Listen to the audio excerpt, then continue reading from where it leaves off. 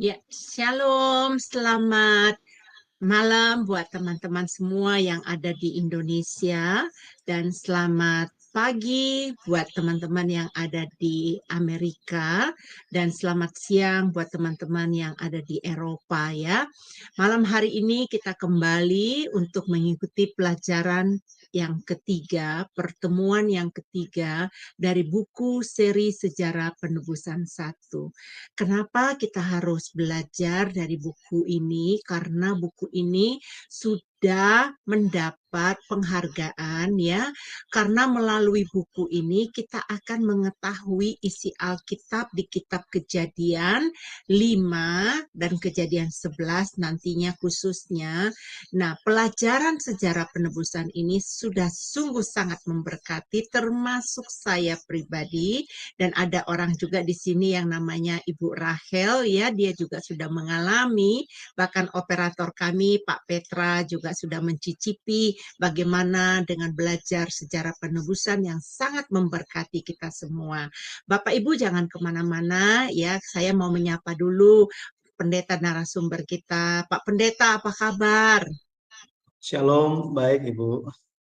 Shalom, terima kasih Bapak Pendeta sudah bersedia menjadi narasumber kami pada hari ini. Kami siap untuk belajar. Tapi Bapak Ibu, sebelum kita memulai ya, kita akan melihat dulu profilnya. Dipersilakan profilnya.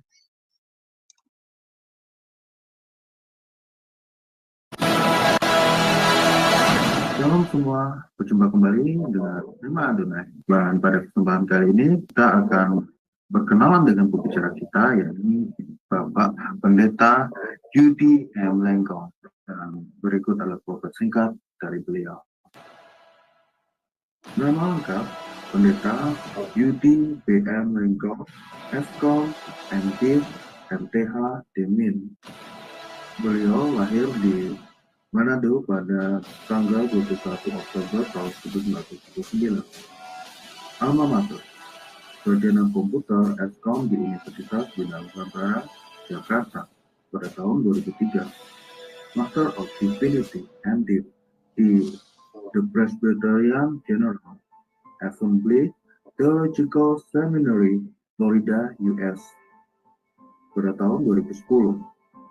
Doctor of Ministry Demin di Barrett Theological Seminary, Florida, US tahun 2015.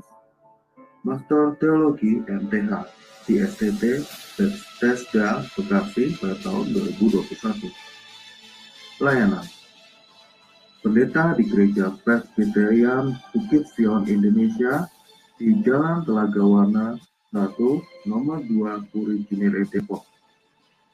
Pembicara seminar buku seri sejarah penebusan untuk Yayasan Damai Sejahtera Utama Depok. Dosen di STT Giasmos Mission. Kami atas profilnya hamba Tuhan yang akan menjadi narasumber. Sebelumnya kita akan masuk di dalam doa. Saya sendiri akan memimpinnya di dalam doa ini. Mari kita berdoa. Allah Bapa yang kami sembah di dalam nama Tuhan Yesus, kami datang menghampiri tatamu yang kudus.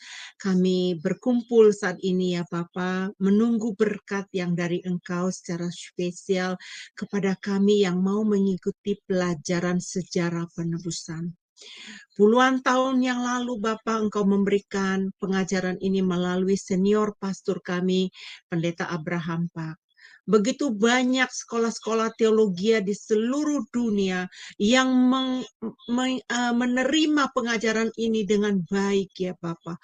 Bahkan di sekolah STT, bahkan di luar negeri ini diharuskan untuk mempelajari buku-buku sejarah penebusan ini. Bapak, menjadi satu kesempatan kepada kami saat ini untuk belajar tentang pelajaran ini. Karena ada penyingkapan-penyingkapan pertama di dunia melalui sejarah kekristenan yang Engkau bukakan melalui pengajaran sejarah penebusan. Bapa, mampukan kami untuk menyerap pelajaran ini. Mampukan kami, Bapa, untuk mengerti kebenaran firman-Mu. Melalui pengajaran sejarah penebusan ini, kami dibukakan satu rahasia apa yang Engkau inginkan di dalam kami menjadi beriman kepada Engkau. Hari ini ya Bapa, pakai pengajaran ini supaya menjadi berkat bagi kami yang ada di Zoom maupun yang ada di luar sana yang sedang mendengarkan pengajaran ini. Bapak Surgawi, berkati hamba-Mu, Pendeta Yudi Lengkong, yang akan menyampaikan firman Tuhan ini kepada kami. Urapi secara khusus Tuhan, agar dia Bapa mampu Tuhan menjelaskan kepada kami semua mengenai pelajaran hari ini. Bapa, kalau Adam Engkau pertahankan memiliki iman yang kuat sehingga mempengaruhi imannya Nuh, kami juga mau Bapa, kami mau belajar ya Tuhan, supaya kami bisa menjadi Nuh yang baru ya Tuhan, yang bergaul akrab dengan Engkau, sehingga pada kelaknya Tuhan kami masuk di dalam kerajaan surga. Bapak Surgawi, berkati para operator kami yang melayani di belakang layar, berkati listrik, wifi kami, internet kami ya Tuhan, bakal seluruh keberadaan kami supaya menjadi berkat ya Bapak. Terima kasih Bapak, di dalam nama Tuhan Yesus kami mengucap syukur. Haleluya. Amin. Amin. Bapak Ibu, inilah hari ini pelajaran yang sangat menarik.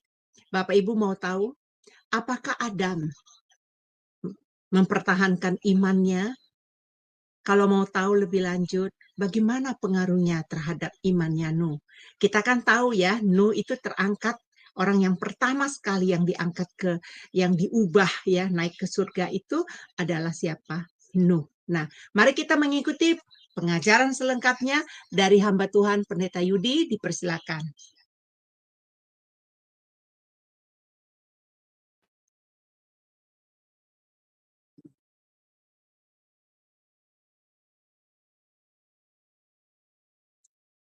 Baik, shalom Bapak Ibu semuanya.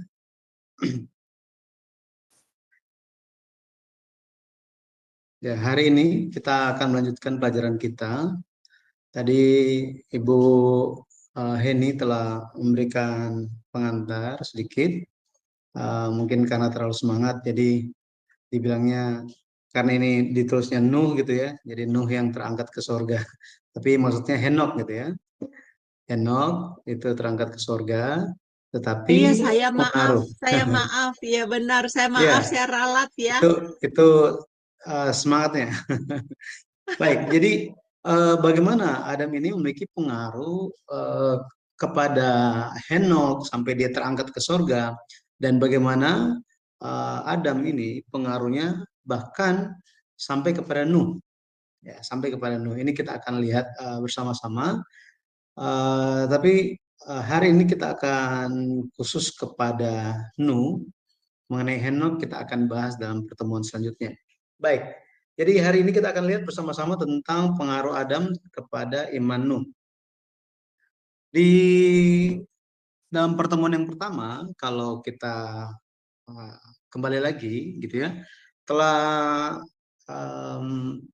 lewat buku sejarah penebusan, silsilah di kitab Kejadian, buku seri pertama yang ditulis oleh Pendeta Abraham Park. Pendeta Abraham Park melakukan penelitian, secara khususnya buku pertama itu melakukan penelitian tentang silsilah-silsilah di dalam Alkitab, secara khususnya silsilah di kitab Kejadian. Dan Pendeta Abraham Park memperkenalkan metode yang digunakan, dan beberapa di antaranya itu adalah arti nama. Jadi arti nama tokohnya, sehingga lewat nama, arti nama tokoh, kita bisa mengetahui seperti apa zaman ketika tokoh tersebut hidup, kemudian bagaimana iman dari orang tua, bagaimana harapan dari orang tua, lebih lagi dari nama bapa leluhur iman ini tersirat nubuat tentang pekerjaan keselamatan yang akan digenapi oleh Yesus Kristus. Kemudian metode lainnya yang diberikan kepada kita itu adalah kehidupan semasa. Kehidupan semasa ini memberikan kita suatu insight gitu ya, suatu pemahaman yang lebih mendalam tentang bagaimana pengaruh dari setiap tokoh yang hidup semasa. hari ini, contohnya, hari ini kita memiliki iman karena kita hidup semasa dengan orang-orang tertentu yang di sekitar kita yang memiliki iman. Benar ya? Entah itu dari orang tua kita, atau bapak rohani kita, atau orang teman kita, atau siapapun yang memiliki pengaruh kepada kita sehingga kita bisa bertemu dengan Yesus. Jadi kita tidak bisa mengenal Yesus dengan sendirinya, melainkan lewat siapa? Lewat orang-orang yang lain. Injil itu datang.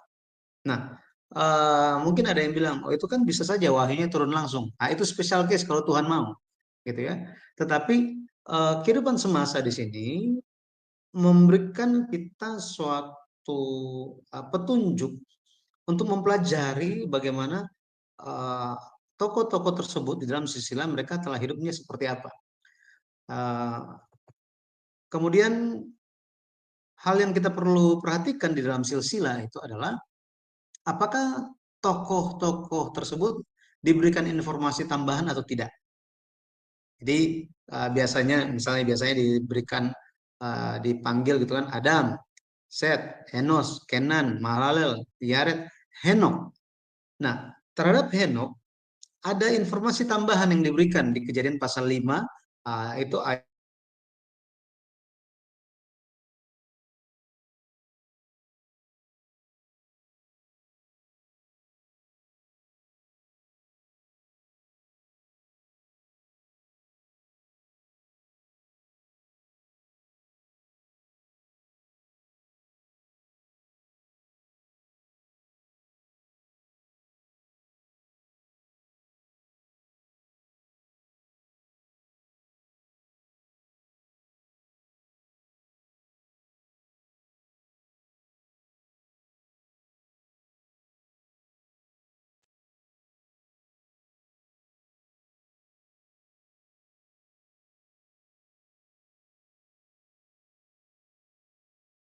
kita telah pelajari.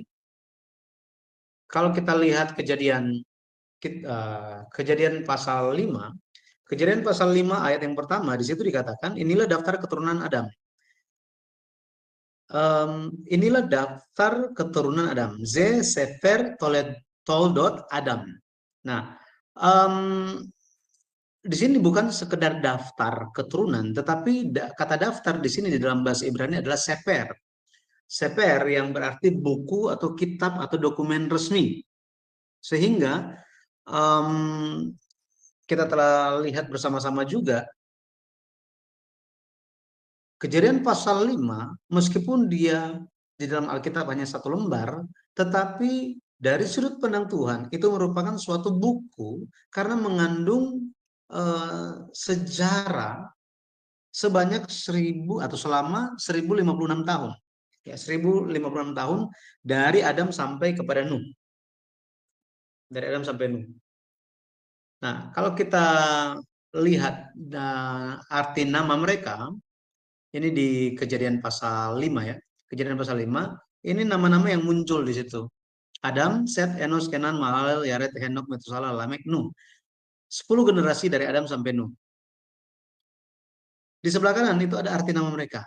Adam artinya manusia atau umat manusia. Set arti namanya pengganti, orang yang ditetapkan. Kita bisa mengerti kenapa diberikan nama Set. Dari mana kita tahu? Di Kejadian 4, Kejadian pasal 4, kalau kita baca ayat yang ke-25, di situ dikatakan, Adam bersetubuh pula dengan istrinya, lalu perempuan itu melahirkan seorang anak laki-laki dan menamainya Set, sebab katanya, Allah telah mengaruniakan kepadaku anak yang lain sebagai ganti Habel, sebab Kain telah membunuhnya. Jadi di sini kita tahu bahwa Set artinya pengganti. Untuk menggantikan siapa? Habel. Jadi setiap kali ada memanggil nama Set, dia akan ingat semua hal itu. Dia akan ingat bagaimana kehidupan Habel, bagaimana kehidupan yang tragis terjadi dalam keluarga dia, dan bagaimana dia telah mengalami banyak hal seperti ini. Jadi ini arti namanya.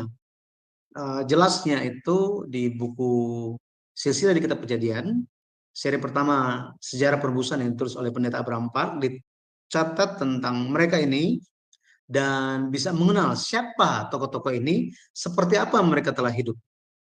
Jadi lewat petunjuk-petunjuk di dalam Alkitab kita akan melihat ayat-ayatnya seperti apa Set itu, Enos, Kenan, Mahalalel, Yared. Sangat sedikit informasi mengenai mereka, tetapi lewat arti nama, lewat bagaimana orang tuanya, bagaimana anaknya, maka bisa dijelaskan seperti apa tokoh-tokoh ini. Ya, dan dengan detail ini sebenarnya di buku ada. Kita tidak bahas semua tentang mereka, tetapi kalau kita lihat, kita hanya akan lihat seperti judul hari ini adalah pengaruh Adam terhadap iman Nuh. Ini merupakan referensi di belakang cover buku Silsilah di Kitab Kejadian, tabel tentang tahun-tahun kehidupan dan kehidupan semasa dari tokoh-tokoh di dalam Alkitab, khususnya Silsilah Kejadian pasal 5 dan 11. Ya, dari Adam sampai kepada Nuh, bahkan sampai kepada Abraham. Ya, di sini saya hanya cut saja. Ya, sampai kepada Abraham, bahkan sampai kepada Yusuf. Ya, sampai kepada Yusuf nanti bisa lihat bukunya langsung saja gitu ya. Oke. Nah, pada akhirnya kita akan melihat mengenai Adam. Ya, mengenai Adam. Muncul pertanyaan, apakah Adam itu sudah bertobat? Ketika kita bicara mengenai Adam, hal yang muncul itu adalah kebanyakan adalah dosa. Kalau kita baca di Roma 5 ayat 12, di situ dikatakan bahwa karena manusia itu, karena Adam itu telah berbuat dosa, maka dosa itu masuk ke dalam dunia. Demikian juga maut masuk ke dalam dunia, dan makanya semua orang mati gitu. Jadi kita semua hari ini mati gara-gara siapa? Gara-gara Adam. Jadi setiap kali dengar kata Adam, nama Adam, selalu ingatnya dosa. Makanya sangat kasihan kalau misalnya ada yang namanya Adam. Ya, bisa disalahpahami. Tetapi pertanyaannya, apakah Adam ini telah bertobat?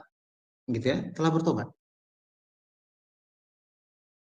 Nah, jadi kita akan lihat, Alkitab tidak beritahukan secara langsung bahwa kemudian Adam bertobat di hadapan Tuhan dengan sungguh-sungguh, dengan segenap hatinya.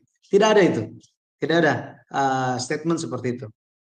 Tetapi Alkitab memberikan petunjuk untuk kita memahami bahwa Adam sudah bertobat. Ya. Kalau kita lihat yang pertama itu peristiwa petunjuk yang pertama itu tentang peristiwa pemberian nama kepada istrinya. Pemberian nama kepada istrinya. Kita lihat dulu Kejadian 2 ayat 23. Kejadian 2 ayat 23. Mari kita lihat. Kejadian 2 ayat 23. Ayat 23 dikatakan begini. Kejadian 2 ayat 23. Lalu berkatalah manusia itu, inilah dia tulang dari tulangku dan daging dari dagingku. Ia akan dinamai perempuan sebab ia diambil dari laki-laki. Jadi di sini kalau kita baca mengenai proses penciptaan dari perempuan, Allah berkata bahwa Allah membuat Adam itu tidur, kemudian mengambil salah satu rusuk, kemudian ditutup dengan daging, lalu dibangunnyalah seorang perempuan, katanya. Tetapi ayat 23 katakan bahwa nama perempuan, kata perempuan merupakan sebuah nama, ya, sebuah nama.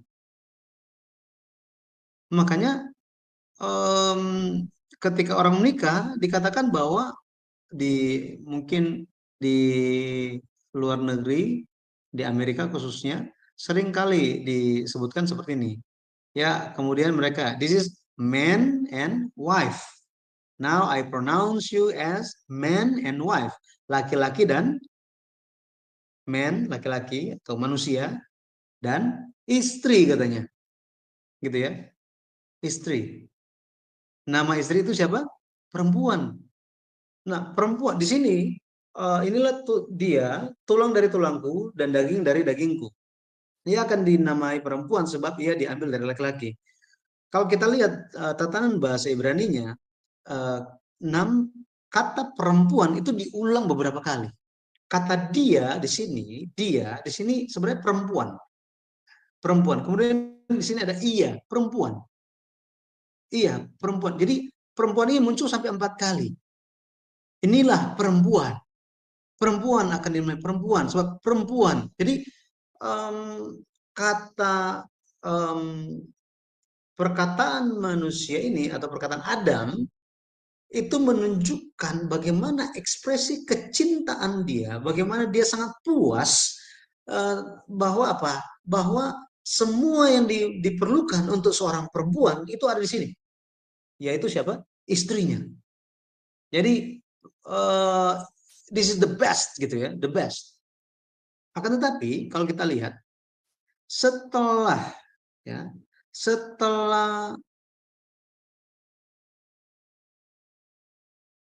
peristiwa kejatuhan itu terjadi, setelah peristiwa kejatuhan itu terjadi, bagaimana reaksi dari laki-laki? Kalau kita ingat lagi, bagaimana reaksi dia? Reaksi dia adalah begini. Ketika Allah bertanya, Adam, di manakah engkau? Gitu ya. Adam, di manakah engkau? Adam, kalau kita lihat, Tuhan tanya bukan karena Tuhan nggak tahu, karena Tuhan itu maha tahu. Tuhan tanya gara-gara apa? Gara-gara dia menantikan, dia menginginkan pertobatan dari Adam. Akan tetapi yang muncul itu adalah bukan pertobatan, melainkan Adam bilang, aku takut, makanya aku bersembunyi. Nah, Tuhan tanya, siapa yang memberitahukan engkau telanjang? Dia bilang, aku telanjang, makanya aku bersembunyi. Tuhan tanya, siapa yang kasih tahu kamu telanjang? Apakah engkau makan buah yang kularang itu? Di sini, sekali lagi, Tuhan bukan yang nggak tahu apa yang terjadi, tetapi Tuhan, dia menuntut, dia menantikan pertobatan dari Adam, penyesalan. Tetapi, tidak ada penyesalan. Jawaban Adam itu apa? Perempuan yang kau tempatkan di sisiku, dialah yang memberikannya kepadaku, maka aku makan. Tidak ada pertobatan di sini. Jadi bayangkan kalau misalnya ibu-ibu gitu ya, ada suami ya inginnya suami itu apa bisa melindungi gitu ya. Pokoknya pasang badan ketika ada bahaya, ada sesuatu ancaman, bahkan membela ketika istri atau ya istri itu melakukan kesalahan. Dibela, inginnya dibela kan? Tetapi bayangkan di situ, apakah ada membela istri? Istri yang sangat dikaguminya dengan luar biasa, seperti pengakuan di Kejadian 23. Nggak ada, nggak ada pengakuan itu. Bahkan ketika Allah bertanya kepada perempuan itu, apa yang telah engkau lakukan ini? Ya kan? Apa yang telah engkau lakukan ini? Katanya. Ketika bayangkan kalau misalnya ibu-ibu lagi dibentak atau lagi dimarahin sama orang yang lain, terus suami di situ cuma diam-diam aja, gimana coba? Betul ya? Adam diam saja. Adam diam saja. Jadi apa yang terjadi kepada Adam? Dosa menyebabkan kasih Adam itu hilang. Kasih terhadap istrinya itu hilang. Jadi kenapa dia tidak membela istrinya? Karena apa? Dia berpikir dirinya jatuh dalam dosa gara-gara istrinya. Jadi penyebabnya adalah istrinya. Keluarga hancur gara-gara istri. Pokoknya semua rencana yang besar itu hancur gara-gara istrinya. Pokoknya semua kehidupan dia hancur gara-gara istri. Seperti itu. Gitu ya. Jadi sangat kasihan sebenarnya si istrinya gitu ya. Tetapi coba bayangkan tiba-tiba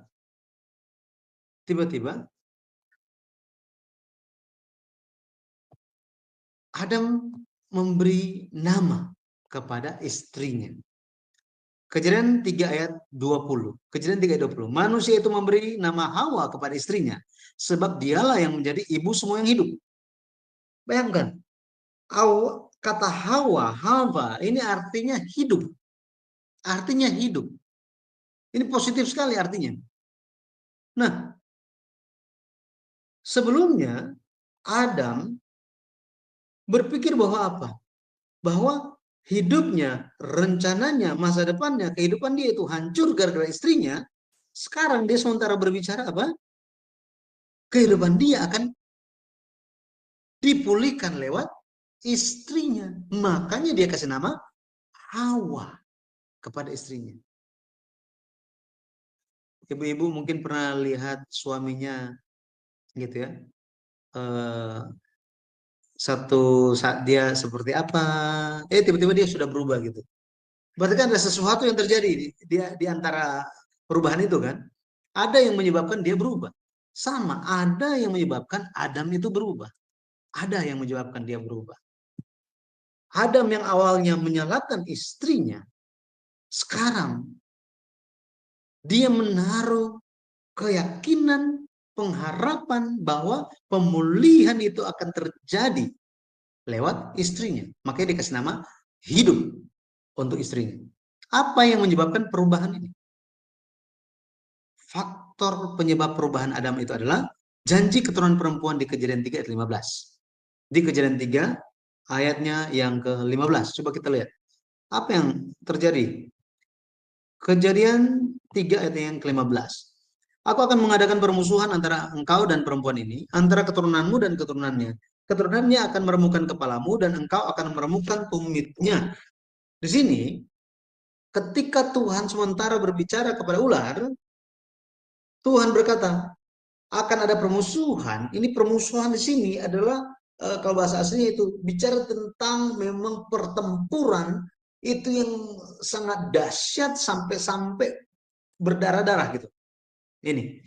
Jadi dikatakan akan ada permusuhan yang sangat sengit antara siapa? Antara ular dan perempuan.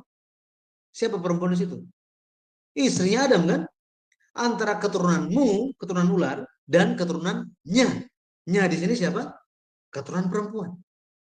Keturunannya, keturunan perempuan akan meremukkan kepalamu, kepala ular. Dan engkau, ular, akan meremukkan tumit keturunan perempuan. Kejadian 3 ayat 15 bicara di dalam dunia teologi disebut sebagai proto-evangelium atau proto-gospel. Ini adalah Injil yang terdahulu. Injil yang terdahulu diberikan. Ini suatu kabar baik bahwa apa? Pemulihan akan terjadi. Siapa yang akan datang? Keturunan perempuan. Galatia 4 ayat 4 kita tahu bahwa apa? Setelah genap waktunya Allah mengutus anaknya yang lahir dari seorang perempuan. Sini. Digenapi oleh siapa? Yesus Kristus. Jadi Yesus Kristus yang akan meremukkan kepala ular. Tetapi ular itu akan meremukkan tumitnya Yesus katanya. Maksudnya apa? Akan menghalang-halangi, berusaha untuk merusakkan pekerjaan. Ya, pekerjaan yang dilakukan oleh keturunan perempuan ini. Ini bicara tentang nubuat tentang Mesias, kedatangan Mesias atau Yesus Kristus.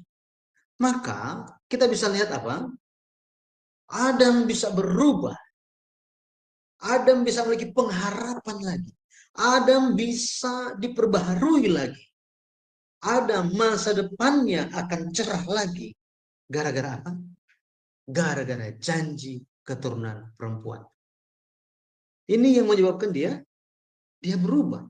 Dia berubah.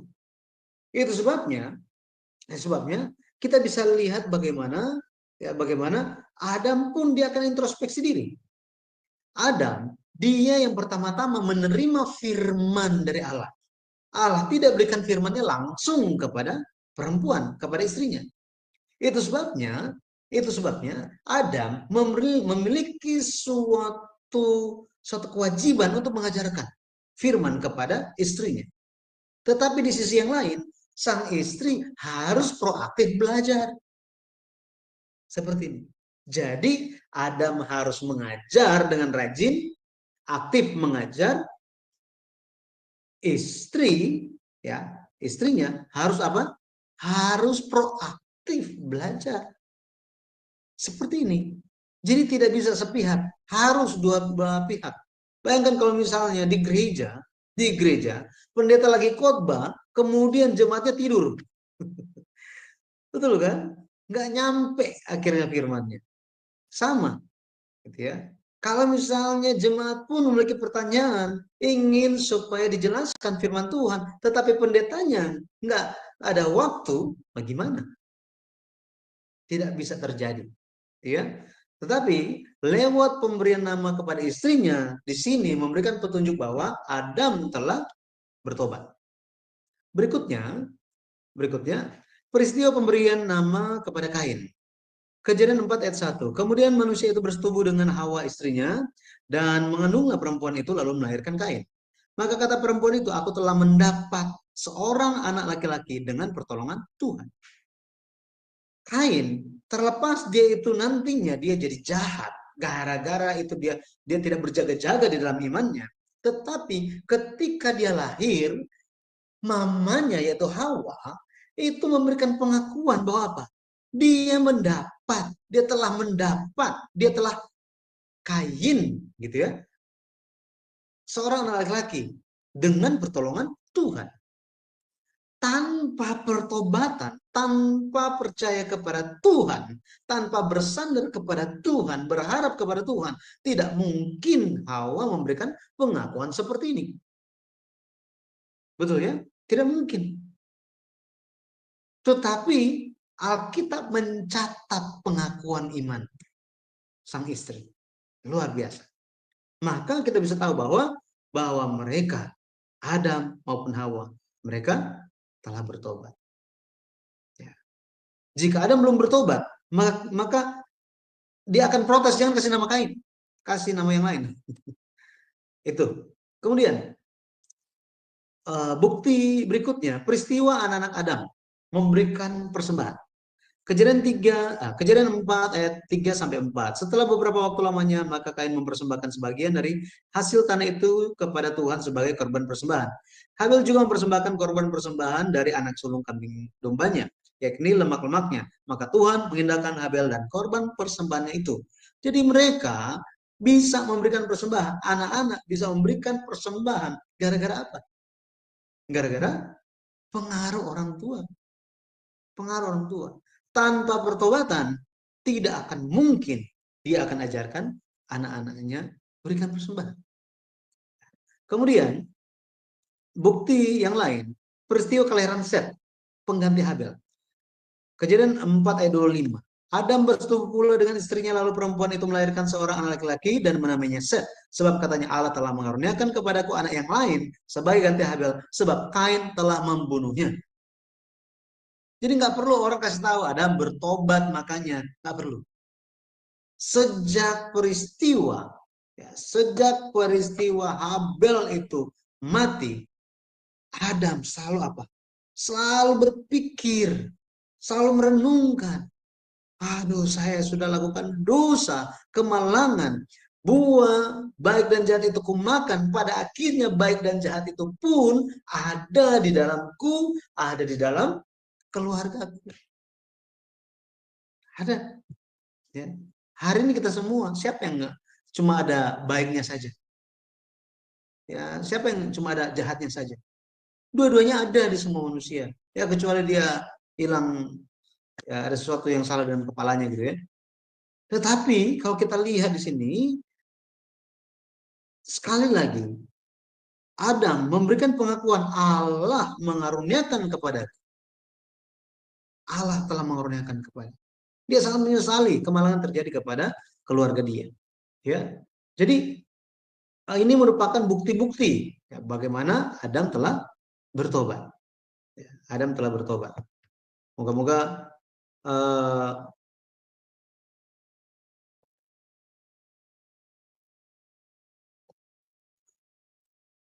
Bapak Ibu bisa melihat hal ini. Saya mohon maaf, saya lupa sharing screen ini.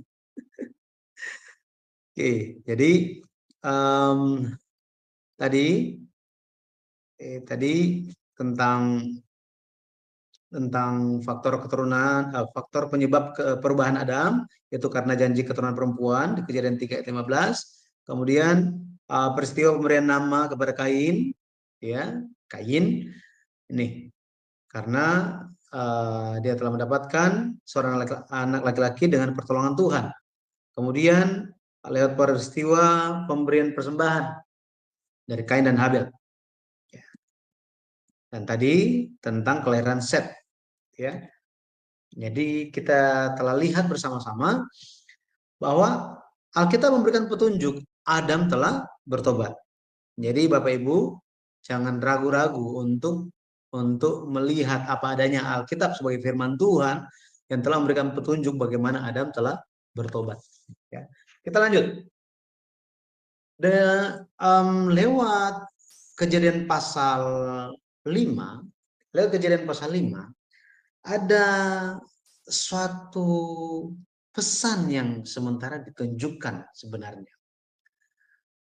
Kalau kita lihat format penulisannya, kata mati, mut, ya, mut, itu muncul di Kejadian pasal 5 itu muncul 8 kali. Tetapi kata yalat, memperanakan, itu muncul 28 kali. Ini menunjukkan apa? Ini menunjukkan bahwa pekerjaan hidup itu jauh lebih kuat daripada kematian. Gitu ya. Maksudnya apa? Janji Tuhan itu lebih kuat daripada kematian. Makanya Yesus berkata bahwa apa? Yesus berkata di Yohanes 8 ayat 51. Yohanes 8 ayat 51. Barang siapa menuruti perkataanku, ia tidak akan mengalami maut sampai selama-lamanya. Bayangkan. Jadi janji Tuhan, firman Tuhan itu lebih kuat dari maut. Makanya ketika Yesus katakan, Lazarus, keluarlah. Dia bangun dan keluar. Ya, seperti itu.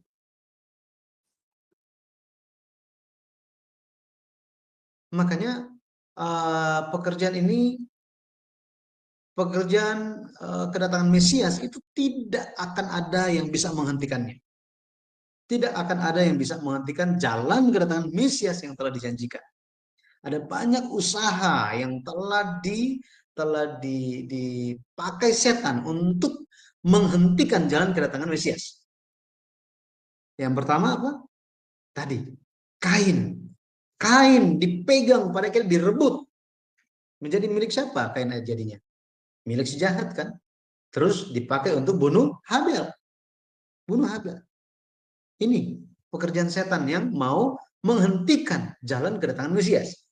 Di zamannya Nuh kalau kita lihat, keturunan-keturunan Kain mempengaruhi keturunan-keturunan Saleh dari Set, sampai cuma 8 orang yang selamat. Adik-adiknya Nuh, ponakan-ponakannya Nuh, cucu-cucunya Nuh, tidak ada yang selamat. Cuma 8 orang anggota keluarga Nuh yang selamat. Kemudian kita lihat di zaman Musa, ya, di zamannya Musa, pekerjaan ini selalu ada. Sampai Yesus datang pun, Herodes ingin membinasakan bayi laki-laki umur 2 tahun ke bawah.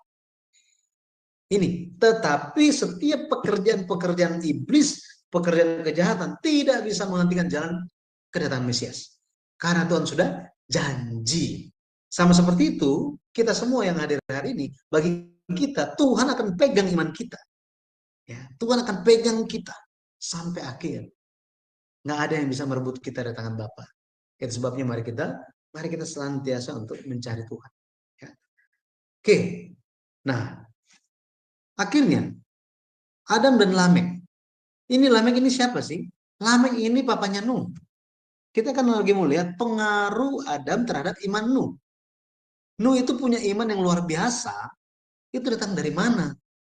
Lihat, apakah ada yang mempengaruhi imannya? Kita lihat pewarisan iman perjanjian. Jadi kalau kita lihat Adam hidup itu sampai 930 tahun. 930 tahun, hampir 1000 loh. Pertanyaannya kenapa Adam diizinkan Allah untuk hidup panjang umur? Itu pertanyaannya kan? Itu karena Allah ingin Adam memastikan bahwa iman telah diwariskan.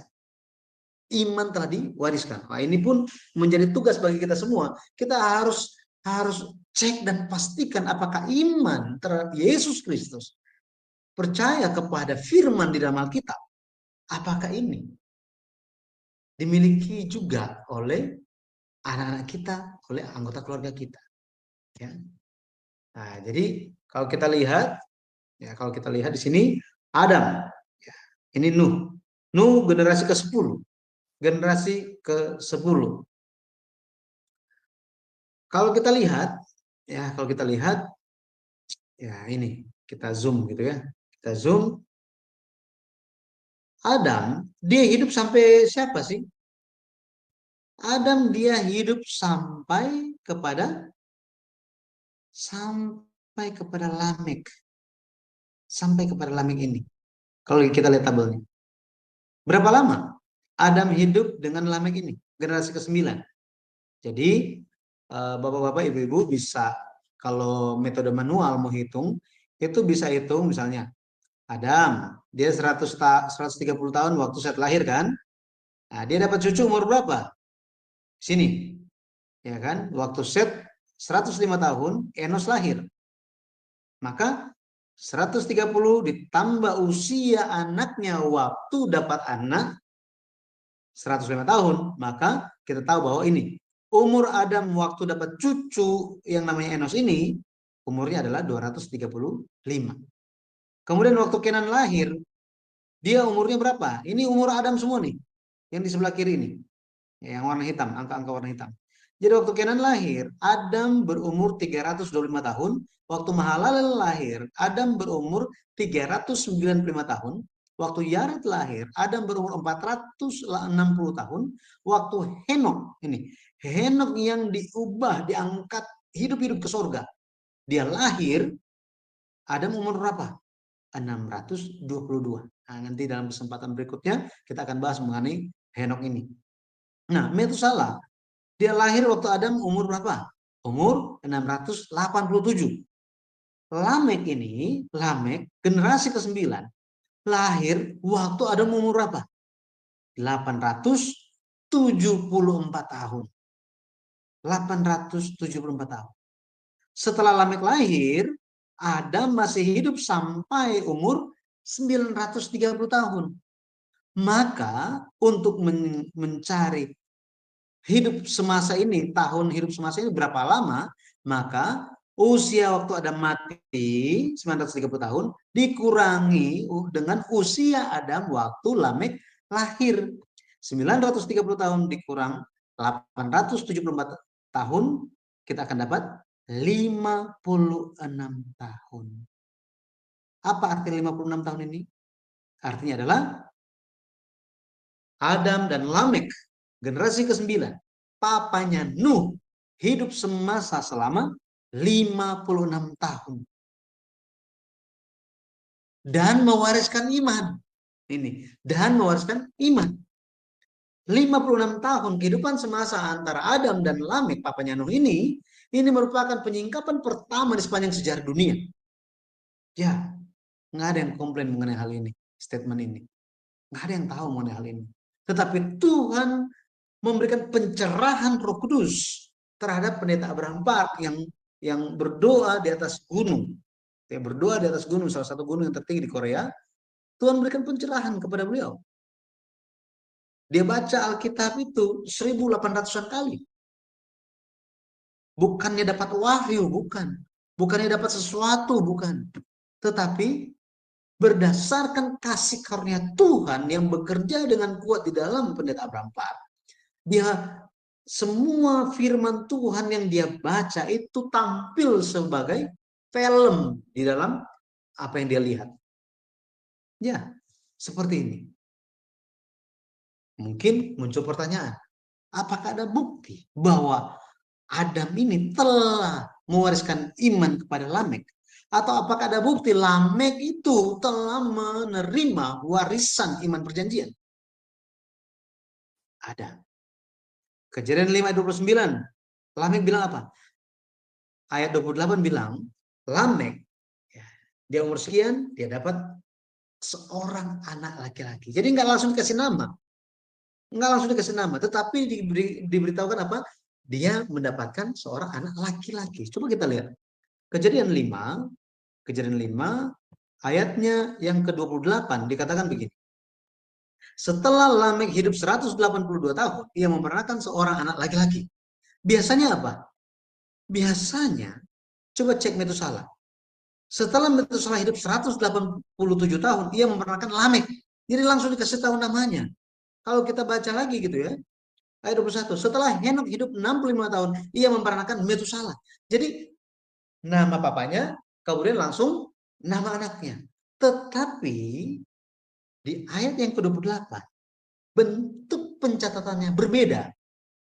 Ini ada tujuannya untuk menarik perhatian sang pembaca. Memperhatikan hal ini.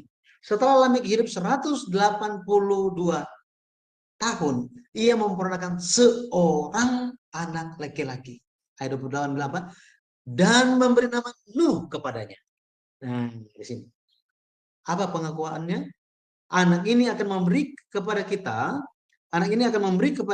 penghiburan dalam pekerjaan kita yang penuh susah payah di tanah yang telah terkutuk oleh Tuhan. Bayangkan, Lamek memberikan nama Nuh. Nuh artinya penghiburan, istirahat, perhentian, sabat. Ini artinya. Lamek sementara memberikan suatu pengakuan, suatu pengharapan atas keadaan yang mereka sedang alami. Tetapi pekerjaan yang susah payah ini, tanah yang telah terkutuk oleh Tuhan, ini merupakan firman yang Allah sampaikan kepada siapa? Siapa? Ya, benar. Kepada Adam. Kejadian 3 ayat 17. Tuhan bilang kepada Adam, terkutuklah tanah karena engkau dengan bersusah payah engkau akan mencari rezekimu dari tanah seumur hidupmu. Jadi firman ini yang Adam terima dari Tuhan telah sampai kepada Lamek. Sikap Lamek yang memiliki penantian akan penghiburan, ahli-ahli teologi yang mengatakan bahwa Lamek salah mengira, dia pikir anaknya adalah Mesias. Ini komentar-komentar Alkitab bilang seperti ini. Tetapi di sini, di sisi yang lain kita bisa lihat bahwa apa? Lamek memiliki iman yang menantikan Mesias. Betul ya? Lamek memiliki iman yang menantikan Mesias. Ini luar biasa. Di zamannya Yesus nggak ada ini. Iman yang menantikan Mesias. Waktu orang Majus datang, waduh, heboh gitu ya. Herodes heboh. Dia panggil, Bapak Gembala, ini doktoral dari STT mana gitu kan. Ini zaman dulu gitu ya. Kumpul semuanya, ahli Taurat, waduh semua. Kumpul semuanya dan ditanya. Katanya raja orang Yahudi itu, Mesias itu akan lahir. Apa benar seperti itu? Mereka bilang apa? Ya benar akan lahir. Di mana? Oh mereka kasih tahu di Bethlehem sesuai dengan nubuat sekian. Nabi Mika telah bernubuat, Nabi siapa telah bernubuat, semua telah bernubuat. Ya akan seperti ini. Luar biasa pengetahuan mereka. Setelah mereka kasih tahu jawaban kepada Herodes, apa yang hamba-hamba Tuhan itu lakukan? Pulang tidur. Ya, pulang mereka ke rumah. Adakah yang pergi ke Bethlehem? Nggak ada. Nggak ada. Jadi Lamek mengajarkan kepada kita hari ini, kita perlu memiliki iman yang menantikan Mesias. Yesus akan datang kembali hanya kepada mereka yang menantikan dia. Yang tidak menantikan dia, nggak akan ketemu. Nggak akan ketemu. Seperti ini. Nggak akan ada upah. Saya percaya kita semua dapat upah, amin. Ya, Ibrani 9 ayat 27, 28. Bisa dikatakan apa? Allah akan datang. Ya, Yesus, dia akan datang kembali. Memberikan upah kepada siapa? Mereka yang menantikan dia. Yang menantikan dia. Makanya, Lamek telah hidup semasa dengan Adam selama 56 tahun dan menerima warisan iman.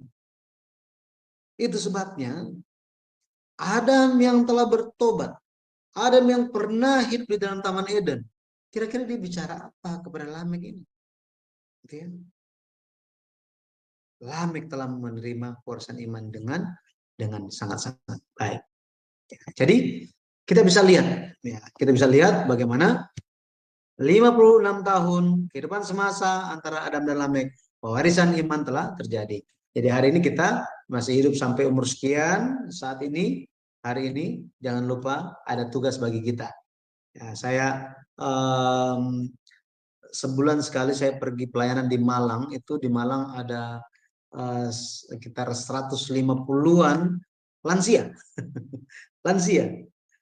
Tetapi setiap kali saya pergi, saya kasih tahu kepada mereka, bapak-bapak, ibu-ibu, oma-opa, kakek nenek, semua ada tugas. Jangan lupa itu, ada tugas dari Tuhan. Ini sangat-sangat penting.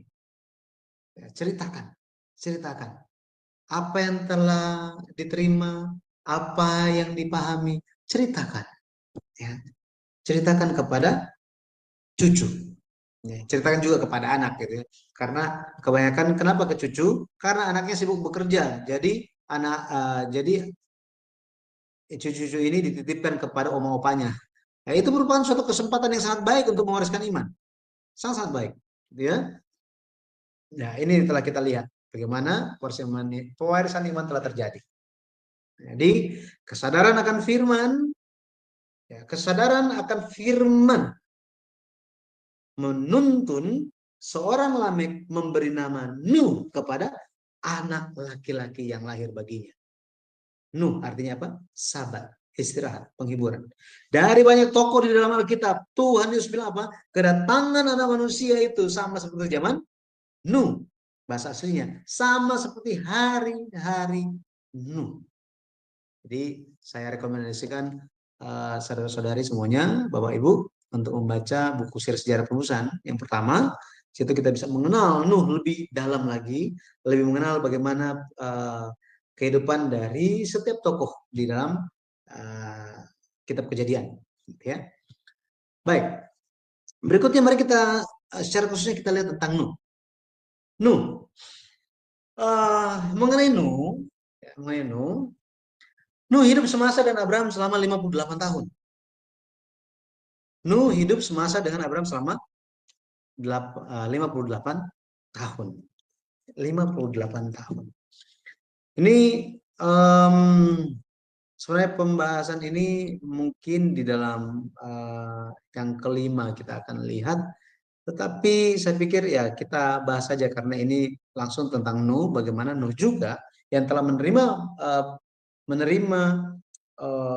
pengaruh iman, ya, pengaruh iman lewat ayahnya, dia kan begini, Adam itu bukan orang biasa, bukan manusia biasa.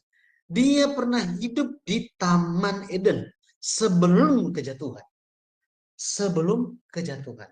Dia telah merasakan seperti apa indahnya. Luar biasanya. Bersama-sama dengan Tuhan. Wow. Berjalan bersama dengan Tuhan. Di dalam Taman Eden. Dan dia lihat apa yang terjadi di luar Taman Eden. Adam itu hidup semasa dengan papanya Nuh. Kira-kira Nuh ini akan tanya apa kepada papanya? Papanya Nuh, Lamek, itu akan didik seperti apa terhadap Nuh? Kalau kita bandingkan dengan yang lain, ada ekspresi yang sangat-sangat menyimpang sebenarnya. Kalau kita lihat, Bapak pelur di Kejadian pasal 5 itu biasanya mereka itu dapat anak, ya, dapat keturunan itu di usia seratusan. Udah, max itu seratusan, gitu ya. Tetapi Nuh dia baru mendapatkan anak setelah 500-an tahun. Bayangkan coba, setelah berapa? 500-an tahun. Nah, ini apa yang terjadi, gitu ya? Apa yang terjadi? Makanya tersembunyilah rahasia, misteri yang sangat bermakna di balik Nuh ini, Nuh dan anak-anaknya. Ya, Nuh dia hidup semasa dengan Abraham selama 58 tahun. Itu nanti buktinya ini ada di, ya, kita bisa hitung, ya, kita bisa hitung lewat lewat um, ada dua cara sebenarnya, tetapi cara yang ini saja. Kita bisa hitung lewat Kejadian 11 ayat 10 sampai 26. Di situ dicatat bahwa Sem, Arpaksad ini lahir kapan? 2 tahun setelah Irba. Kemudian Arpaksad waktu dia umur 35 tahun, Sela lahir. Sela umur 30, Eber lahir. Eber umur 34, Pelek lahir. Pelek umur 30, Rehu lahir. Rehu umur 32, Seruk lahir. Seruk umur 30 tahun, Nahor lahir. Nahor 29 tahun, Terah lahir. Terah 70 tahun, Abraham lahir. Jadi kalau kita jumlahkan semuanya tahun-tahun ini sejak air bah itu, maka Abraham lahir 292 tahun setelah air bah. Kejadian 9 ayat 28 katakan, Nuh masih hidup 350 tahun setelah air bah. Maka kalau kita lihat, kita hitung 350 dikurang 292 tahun, kita akan dapat 58 tahun. 58 tahun. Nuh dan Abraham hidup semasa. Ini merupakan penyinggapan pertama di sepanjang sejarah dunia oleh pendeta Abraham Park lewat buku yang pertama, seri sejarah penebusan, silsilah di kitab Kejadian. Wah, sangat menarik. Ya. Apa yang terjadi? Bagaimana Abraham bisa menerima iman dari seorang Nuh? Ini generasi ke-10 dari Adam bertemu dengan generasi ke-20 dari Adam. Luar biasa. Bahkan Sem masih hidup, Abraham udah mati. Jadi Abraham mati, Sem masih hidup, Arpaksad masih hidup, bahkan Eber masih hidup. Ini luar biasa, ya. Jadi seperti itu kita bisa melihat bagaimana iman itu terus-menerus diwariskan. Pada akhirnya hari ini kita disadarkan kembali bahwa iman itu sangat perlu untuk diteruskan, ya, sangat perlu untuk diteruskan. Sekarang ini ada banyak sekali tantangan yang terjadi di dunia ketika banyak hal yang bisa memberikan pengaruh yang kuat untuk mencegah terjadinya pewarisan iman. Nah, itu sebabnya bersyukur lewat kita semua yang hadir, mari kita melanjutkan pewarisan iman ini. Jangan sampai benang merah dari Adam sampai kepada Nuh, sampai kepada Abraham, sampai kepada Yesus, sampai kepada kita putus. Jangan sampai terputus, melainkan mari kita lanjutkan secara terus menerus. Saya berdoa di dalam nama Tuhan Yesus Kristus, kita bisa terus menjadi orang-orang yang bermisi tugas dalam mewariskan iman, ya, lewat firman Tuhan dalam Alkitab. Oke, hari ini kita akan sampai di sini. Nanti kita akan lihat di dalam pertemuan berikutnya itu tentang Nuh dan tentang Henok, ya, tentang Adam dan Henok. Kemudian nanti kita akan lihat tentang Nuh, ya, bagaimana imannya Nuh secara khususnya, dan kita akan lihat tentang misteri perpendekan umur di Kejadian pasal 11, dan pada akhirnya kita akan bicara tentang bagaimana munculnya seorang Abraham. Ya. Baik, saya kembalikan kepada host. Terima kasih. Baik, makasih Bapak Pendeta untuk pemaparan hari ini mengenai imannya yang diwariskan kepada Nuh. Bapak Ibu boleh bertanya ya untuk sesi ini, dikasih waktu untuk tanya jawab. Tapi sebelumnya Bapak Ibu izinkan saya untuk menayangkan sesuatu terlebih dahulu ya. Bapak Ibu, besok Zoom kami akan ada pengajaran lanjutan yang kedua mengenai panggilan berteologi ya. Itu dibawakan oleh narasumber Pendeta Dr. Edwin Sihaloho. Dia adalah dosen saya di RBO Rumah Belajar Online Eklesia. Jadi Bapak Ibu besok bisa mengikuti pelajarannya mulai jam 19 WIB. Kemudian acara berikutnya jam 21 WIB di hari Sabtu besok, pelajaran lanjutan dari kitab Kejadian. Pak Lukas akan membahas tentang antara Hagar dan Keturah ya, jam 21 WIB. Kemudian hari Minggu kami ada ibadah online. Ini adalah Bapak Gembala kami di Zoom Sema Adonai. Dia akan membahas seri kedua untuk orang percaya yang menang atas pencobaan. Saya berharap Bapak Ibu bisa ikut serta di sepanjang ibadah ini dan juga pembelajaran-pembelajaran Sema Adonai, karena selama 1 minggu dari hari Senin sampai hari Minggu Zoom kami tetap ada acara. Dan kemudian Bapak Ibu, ini channel-channel yang live bersama kami hari ini adalah channel Sema Adonai. Channel Sema Adonai ini Bapak Ibu tolong subscribe, karena ada beberapa renungan yang kami live-kan hanya khusus di acara Zoom Sema Adonai. Jadi Bapak Ibu mungkin bisa supaya nggak ketinggalan. Dan kemudian juga Bapak Ibu bisa mengulang apabila tadi Bapak Ibu tidak mencatat dalam setiap pembelajaran-pembelajaran, dapat dilihat ulang dari channel Sema Adonai ya. Dan tolong bagikan juga kepada teman-teman yang lain supaya mereka juga mendapatkan berkat yang sama. Kita harus membangun saudara-saudara kita yang lain, Bapak Ibu, untuk mereka juga mau belajar firman Tuhan. Kemudian ada channel Omihen, ada channel Epra Pritus Bakti Satoto, ada channel Abi Ismail, ada channel Ferdinand Wardana, ini channel Kodek FH, channel Nebu Ali, channel Sema Adonai Facebook, channel Uti Wamena. Nah, di channel Uti Wamena ini saya mau menyapa Anda semua di sana. Ini banyak sekali yang menonton. Shalom saudara-saudaraku, apabila kalian punya waktu silakan naik ke Zoom ya, karena saya senang sekali berkenalan dengan kalian ya. Dan channel Batu Karang, channel Antara Channel, channel Garnet Jidan, channel Dulevit sama Agus Kurnia, ini adalah channel Facebook ya. Jadi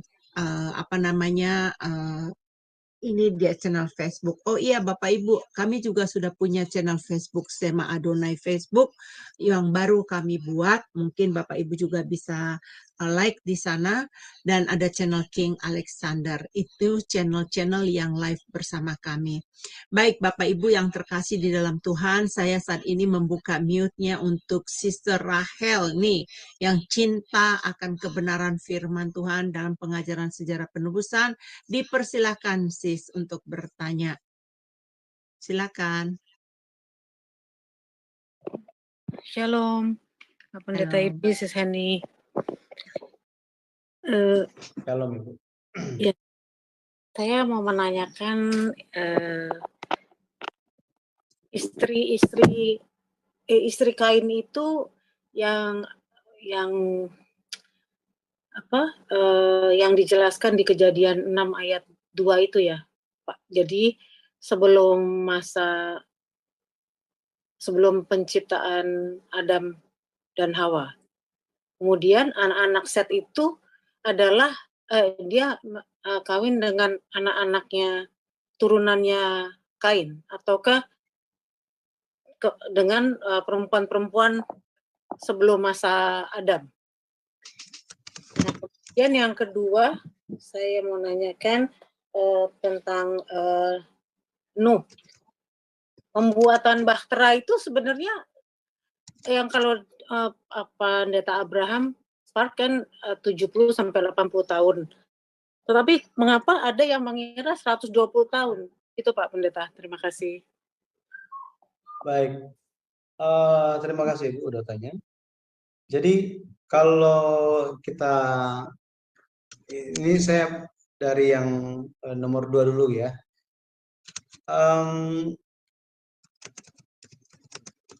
Banyak pandangan yang ya komentar-komentar Alkitab banyak sekali yang menyebutkan mengenai hal ini, bahwa pembangunan Bahtera Nuh itu 120 tahun.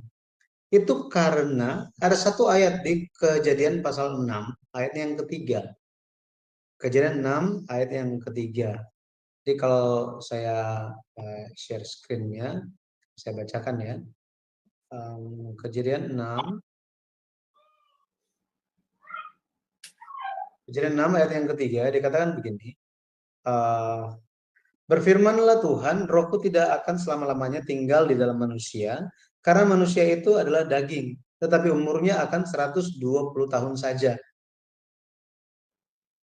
Jadi, karena satu ayat ini, maka komentar-komentar Alkitab langsung mengambil kesimpulan bahwa, oh, karena ini kan dekat dengan, ini menjadi suatu alasan kenapa Tuhan memberikan perintah untuk Nuh membangun Bahtera. Jadi ini sangat dekat ini. Oh, berarti Nuh membangun Bahtera itu hanya Nuh membangun Bahtera itu selama 120 tahun. Kenapa? Karena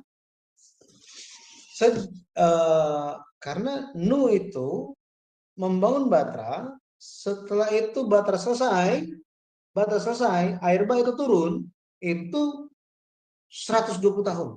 Sejak perintah untuk membangun Bahtera diberikan.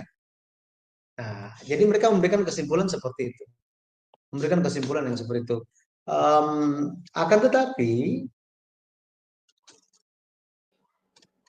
Kejadian 6 ayat yang ketiga tidak menunjuk kepada lama pembangunan Bahtera Nuh. Tidak menunjukkan kepada itu. Kalau kita baca hanya dengan 2 ayat aja kita bisa tahu bahwa itu kurang dari 100 tahun. Kurang dari 100 tahun. Coba kita lihat ya. Kejadian 7 ayat yang ke-6. Kejadian 7 ayat yang ke-6 dikatakan begini. Nuh berumur 600 tahun ketika air bah datang meliputi bumi. Ayat yang ke-11 kalau kita lihat ditekankan lagi di situ. Pada waktu umur Nuh 600 tahun, tanggalnya diberikan pada bulan yang kedua, pada hari yang ke-17 bulan itu. Pada hari itulah. Nah, jadi kita bisa lihat air bah terjadi waktu Nuh umur 600 tahun. Sekarang dia dapat anak umur berapa?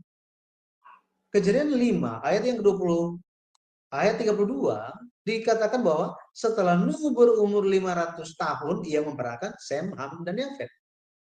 Ini bukannya kembar ya, bukan. Ekspresi ini artinya apa? Ketika dia berumur 500 tahun, dia mulai dapat anak. Sem, Ham, dan Yafet.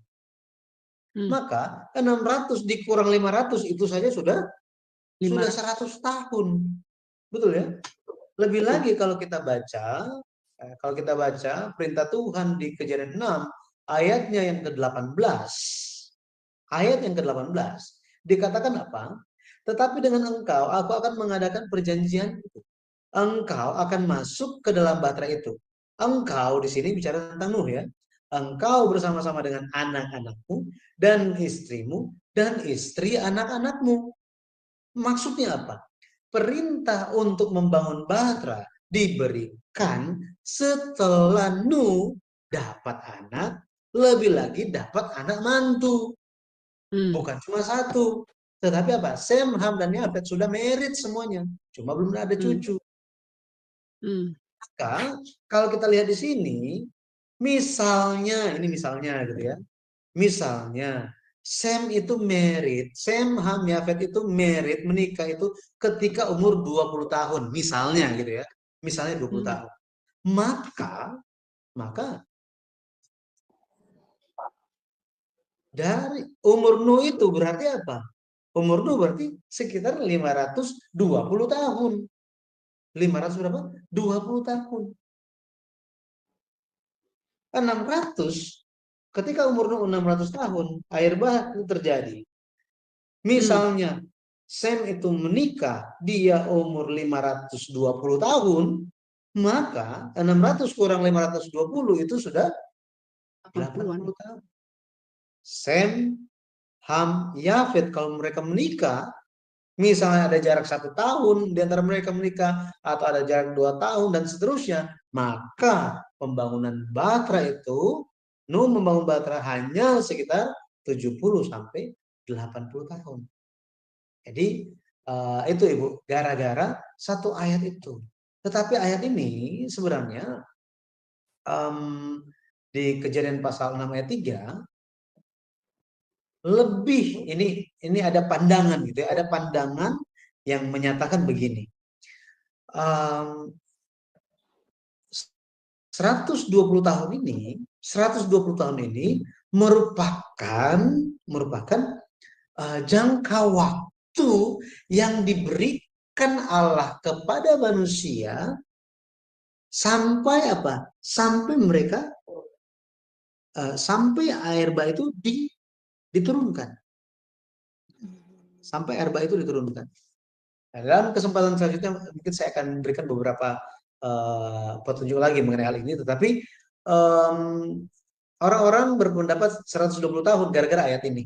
Tetapi sebenarnya hanya dengan 2 ayat saja atau 3 ayat, bahkan kalau kita telusuri lebih lanjut mengenai hal ini, sebenarnya tidak 120 tahun, melainkan 70 sampai 80 tahun. 80 tahun. Ya Ibu ya.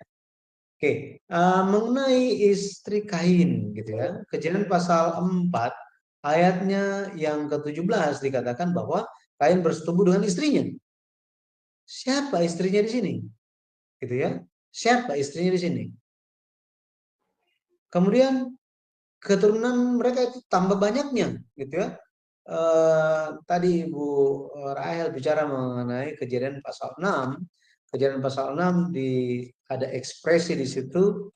Kejadian pasal 6, sebentar ya saya buka. Ayat Sini. 2. Ketika manusia itu, ayat 1 dibilang, ketika manusia itu mulai bertambah banyak jumlahnya di muka bumi, dan bagi mereka lahir anak-anak perempuan. Ayat 2 bilang, maka anak-anak Allah melihat bahwa anak-anak perempuan manusia itu cantik-cantik, lalu mereka mengambil istri dari antara perempuan-perempuan itu, siapa saja yang disukai mereka. Nah, Kejadian pasal 6 ini dari kaum liberal menyatakan bahwa anak-anak Allah ini menunjuk kepada malaikat yang telah jatuh. Ya, malaikat yang telah jatuh, kemudian itu menikah dengan manusia gitu ya, mereka kawin, dan makanya itu banyak raksasa dan lain-lain gitu ya. Akan tetapi itu tidak tepat pandangan itu. Ayat 1 dan ayat 2 di sini lebih berbicara mengenai keturunan Kain dan keturunan Set itu tercampur. Anak-anak Allah di sini menunjuk anak-anak lelaki Allah, bahasa aslinya. Anak-anak lelaki Allah. Jadi mereka yang memiliki firman, memiliki perjanjian Tuhan, mereka mengambil istri dari keturunan Kain. Mereka tercampur. Tetapi tercampurnya ini bukan hanya badan saja yang menjadi satu, tubuh dua menjadi satu, tetapi juga ideologi, pemahaman, kepercayaan, itu semua jadi campur jadi satu. Dan Tuhan melihat ini suatu hal yang tidak baik. Gitu ya. Ini merupakan suatu kejahatan. Makanya Tuhan cek dan dia lihat ya kejahatan sudah ya, penuh di bumi, gitu ya. Nah, kembali ke pertanyaan tadi. Jadi apakah mereka Kain mengawinkan dan lain-lain? Ada pandangan ini nih, ada pandangan bahwa ini pandangan ya, pandangan teologi ya, yang mengatakan bahwa itu adalah mereka saling kawin, mengawinkan. Ini ya, saling kawin, mengawinkan. Oh berarti dosa incest dong. Nah, dari kalangan yang menyuarakan pendapat ini mengatakan bahwa di zaman itu merupakan zaman permisif. Ya, permisif artinya apa? Dibiarkan. Ya, dibiarkan itu terjadi dengan tujuan untuk bertambahnya manusia. Itu, gitu ya. Ada pandangan seperti itu. Tetapi ada juga yang berpandangan begini. Ada yang berpandangan begini. Kejadian 4 muncul suatu misteri, yaitu istrinya Kain. Istrinya Kain. Di ayat yang ke-17. Ayat yang ke-17. Apakah Kain itu menikah dengan adiknya sendiri, ataukah ada manusia yang lain selain mereka? Nah ini muncul ya pertanyaan-pertanyaan yang seperti itu. Karena di sini kota di sini di dalam bahasa Ibrani menunjuk kepada suatu kota menunjuk kepada kota yang sudah maju. Ya, satu keluarga nggak mungkin membangun sebuah kota, melainkan apa? Banyak orang, gitu. Makanya ada yang berpendapat itu apakah sudah ada manusia yang lain selain daripada keluarga Adam, gitu ya? Dari situ muncul pertanyaan-pertanyaan yang lain, muncul pertanyaan-pertanyaan yang lain. Jadi ketika Tuhan mengutuk Kain, Tuhan bilang bahwa dia akan menjadi pelarian katanya. Di Kejadian 4 ayat yang ke-12. Kain menjawab di ayat yang ke-14. Seorang pelarian pengembara di bumi. Terus apa? Barang siapa yang akan bertemu dengan aku, tentulah akan membunuh aku. Jadi Kain, dia takut dibunuh oleh orang. Ini bukan bicara tentang binatang buas, bukan. Manusia. Loh, kan mereka cuma ada Adam, Hawa, Habil udah mati, tinggal Kain. Dia takut sama siapa? Harusnya dia nggak takut, cuma bertiga kok. Iya kan? Dia takut sama siapa? Nah, ini menjadi suatu pertanyaan. Kemudian Tuhan seharusnya bilang apa? Nggak usah takut, cuma kalian bertiga mau takut sama siapa? Agak jauh aja perginya. Tapi tidak seperti itu.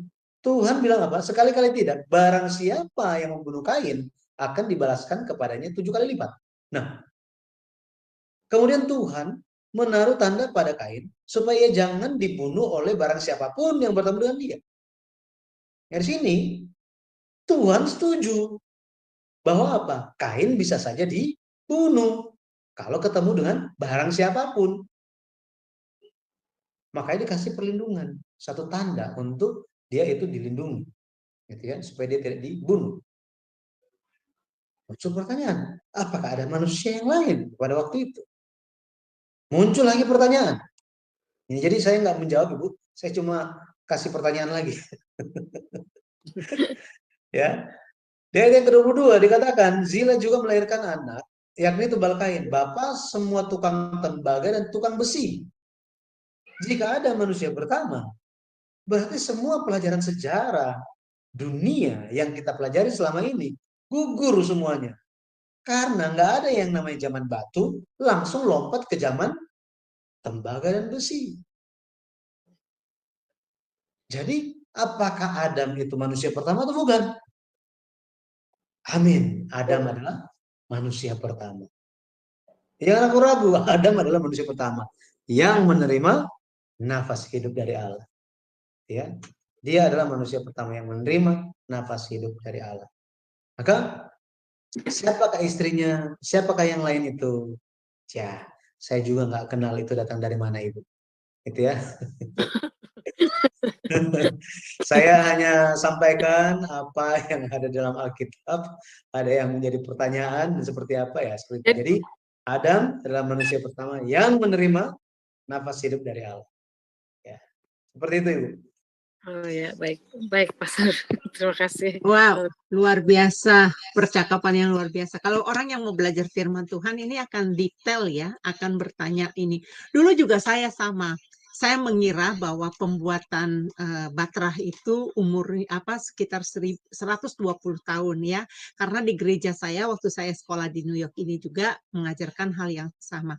Tetapi dengan pengajaran sejarah penubusan yang diteliti, yang ditelusuri dari ayat ke ayat ya. Jadi ayat menjawab ayat. Jadi makanya sistematisnya terlihat tadi kan udah dijelaskan ya, umur Nuh menikah umur dia waktu 500 tahun. Nah, air bah itu kan umur 600 tahun. Nah, itu kan waktu punya anak umur berapa? Nah, itu kan tadi udah diperkirakan ya sekitar 520 tahun gitu. Nah, itu juga akan digenapi setelah mereka punya anak ya. Makanya perjanjian Tuhan udah sebutin nanti siapa-siapa aja gitu yang masuk ke dalam Batrah gitu kan. Nah, Bapak Ibu makanya tetap tune ya dengan pengajaran sejarah penebusan. Percaya kalian akan sangat diberkati. Banyak penyingkapan-penyingkapan yang akan dibukakan. Nah, Bapak Pendeta, saya pernah menjelaskan kepada orang bahwa umur Nuh dia hidup bersama-sama dengan Abraham itu selama 58 tahun ya. Dan bahkan nanti ketahuan juga Lamek generasi yang ke-9 dia hidup bersama-sama dengan Adam ya selama 56 tahun. Mereka bertanya begini kepada saya, dari mana ngambil itu tanggal-tanggal dan umur-umur itu yang ada tertulis dari itu? Dari mana? Dari mana hitungannya? Bagaimana perhitungannya? Gitu ditanya ke saya gitu kan. Saya bilang loh di Alkitab itu kan sudah jelas itu ada umur. Nah, umur kayak seperti umur Adam. Adam waktu umur 130 tahun memperanakan Set. Nah, dia masih hidup selama 800 tahun lagi kan. Jadi umur 930 dia meninggal. Kemudian umur Lamek mati umur 7777. Nah, itu Pak Yudi, bagaimana cara saya menjelaskan ini mengenai tahun-tahun ini? Makasih Pak Yudi. Ya, jadi tinggal buka Alkitabnya dan tunjukkan tabelnya, Ibu. Itu cara yang paling baik untuk lihat. Tunjukkan kepada teman-teman kita. Jadi ada bentuk di Alkitab itu, baca ayat-ayatnya, kemudian lihat tabelnya. Nah, lihat seperti ini. Kita semua kan, makanya Alkitab itu tidak ditulis dengan detail semuanya, karena apa ya? Pada akhirnya sangat kurang bagi kita untuk menelitinya, tinggal terima aja. Tapi diperlukan dari kita untuk menelitinya juga. Nah, seperti ini. Jadi bisa menggunakan metode yang seperti itu, dan memang ya apa adanya yang tertulis dalam Alkitab yang kita semua pegang gitu ya. Nah, ini sekaligus juga saya lihat di meeting chat itu ada Ibu Novelisa R. Tampu Bolon. Itu tadi ini anak-anak Allah ini maksudnya siapa? Jadi ini menunjuk kepada keturunan-keturunan Saleh atau keturunan beriman dari Set, gitu ya. Tadi saya sudah katakan. Kemudian butuh berapa tahun Adam untuk bertobat dan hal apa saja yang membuat Adam bertobat? Tadi telah dibahas Ibu satu persatu petunjuk-petunjuk bahwa Adam itu telah bertobat dan dia bertobat itu sampai kapan, gitu ya? Sampai kapan? Berapa lama? Kita bisa tahu bahwa pertobatan itu bukannya ada waktunya, tetapi sampai akhir itu tetap pertobatan itu dilakukan, gitu ya. Pertobatan itu tetap dilakukan. Makanya ketika Yesus Kristus datang, sebelumnya Yohanes Pembaptis datang, yang diserukan itu adalah apa? Bertobatlah, gitu ya. Bertobatlah. Ketika Yohanes Pembaptis ditangkap pun ditangkap masuk penjara, Yesus pada akhirnya menyerukan seruan dari Yohanes Pembaptis, bertobatlah, gitu ya. Pada akhirnya pertobatan itu yang menjadi jalan bagi kita untuk kembali kepada Tuhan, untuk diterima oleh Tuhan. bahkan sampai orang yang sebelum mati pun itu kebanyakan yang kalau saya ketemu gitu ya, itu masih bertobat. Artinya apa? Seluruh kehidupan kita itu adalah kehidupan yang bertobat. Bertobat itu bicara tentang apa sih? Bertobat bukan sekedar minta ampun tentang suatu hal. Bukan. Bukan hanya itu saja. Kalau bahasa Ibrani itu bicara pertobatan itu berbalik, syuh, berbalik. Ya, 180 derajat itu berbaliknya. Oke. Kemudian di bahasa Yunani-nya itu metanoia, itu ganti raja, ganti majikan. Artinya kita menjadikan Yesus sebagai raja kita. Sampai kapan? Betul ya, sampai kapan? Ya sampai akhir. Nah, dan lewat semuanya, maka kita bisa memahami bahwa Adam, dia bertobat. Sejak kapan? Sejak dia menerima janji keturunan perempuan di Kejadian 3:15, dia terus bertobat itu. Diajarkan anak-anaknya memberikan persembahan. Betul ya? Ada penyembahan. Setelah Habel mati, dia pun masih bertobat. Buktinya kapan? Ketika Set lahir, dia kasih pengakuan. Ya. Dia kasih pengakuan. Makanya kehidupan pertobatan itu seperti apa namanya? Seperti rumah perlu dibersihin setiap hari kan? Ya, perlu dibersihin setiap hari. Maka kita bisa tahu bahwa pertobatan Adam itu secara terus-menerus, gitu ya. Secara terus-menerus. Gitu Ibu. Semoga bisa dipahami. Baik. Ya, makasih banyak ya. Ada ini dari operator kami, Bang Kodek. Silahkan Bang, mau bertanya apa? Ya, terima kasih host Bang Yo. Oke, shalom. Selamat malam. Shalom. Shalom, Pak. Pertanyaan saya ini mungkin nanti tersinggung juga, menyinggung tadi Rahel ya tadi. Mengingat kejahatan manusia sehingga di ayat yang keberapa itu tadi ya, pasal 6. Kejadian pasal 6. Tadi perhatikan ada pembatasan umur nih Pak Pendeta. Sampai hanya 120 tahun saja. Nah, kalau sebelumnya itu kan umurnya lebih panjang itu. Ratusan-ratusan sampai Nuh aja berumur 500 tahun. Dia masih memperanakkan Sem, Ham, Yafet gitu kan. Dan Abraham waktu meninggal juga kayaknya di atas dari 120, lebih lagi dia. Masih hidup lebih dari umur ini nih, Pak Pendeta. Maksudnya begini nih ya, jadi saya coba minta bantuannya Pak Pendeta di Telkom, gimana memahaminya. Kenapa ya umurnya harus dibatasi 120 tahun? Tapi kalau di Abraham sepertinya meninggal lebih Pak, lebih di atas 120 tahun kan.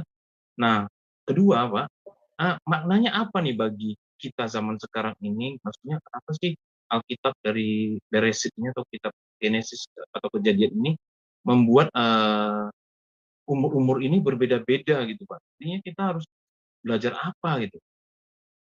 Ketiga, gimana sih Pak rahasianya umur panjang? Terima kasih Pak Pendeta. Baik, terima kasih Pak. Jadi kalau kita lihat ada pandangan seperti ini. Jadi 120 tahun yang dimaksudkan di Kejadian 6 ayat yang ketiga itu bukan menunjuk kepada usia manusia. Bukan. Tetapi lebih menunjuk kepada waktu yang tersisa sampai air bah itu diturunkan. Sampai air bah itu diturunkan. Oke, saya baca dulu ya. Berfirmanlah Tuhan, rohku tidak akan selama-lamanya tinggal di dalam manusia, karena manusia itu adalah daging, tetapi umurnya akan 120 tahun saja.